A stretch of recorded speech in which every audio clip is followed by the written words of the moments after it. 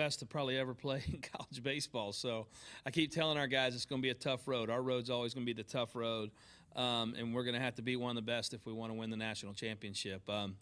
You know, one of the keys is to grind him out also. It's, you know, and make him throw his breaking stuff in the zone. A lot of it's, you know, the breaking stuff's out of the zone. So for us to have good at-bats, to be locked in, to make him work, which is what we do. That's usually our goal anyway, no matter who's pitching. But with Kumar Rocker, it's definitely, he's, like I said, he's one of the best to ever pitch in college baseball.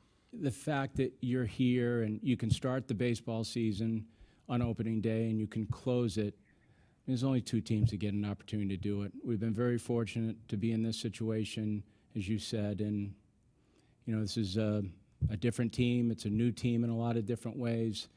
They really have played very consistent baseball, and the fact that they could put themselves in this position is a credit to them.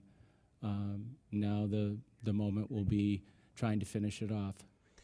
The pitching matchup between these two is a really interesting one. You have one of the best to ever do it in Kumar Rocker on the college level against a guy that's largely unknown from national circles. And I know it's a pitching matchup going into this one that a lot of people might think Rocker would just straight up win. And I don't think that – I think a lot of people have been and will be surprised by the end of the night by Bednar's performance. Yeah, Bednar, 5 2/3 innings pitched, no hits so far. Not the pitcher you expected to dominate in a win-all, take-all game. Rocker's been doing it all year.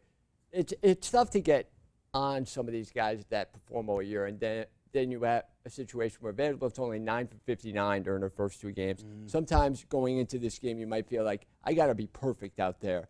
And when you're not, puts a little more pressure on you, and then the offense has been doing what it's been doing all College World Series and all year, really. Vanderbilt, when they won in 2019, were a lot more experienced than they were this year, which basically lighter and Rocker have carried them all year. So for their offense, at least, next year they'll be back and they'll have this experience, and they'll probably be right back in the College World Series again. You can only learn from it. For sure. It'll either be in Starkville or in Nashville, the national championship for 2021. After not having a title last year, Vanderbilt can go 3 out of 7.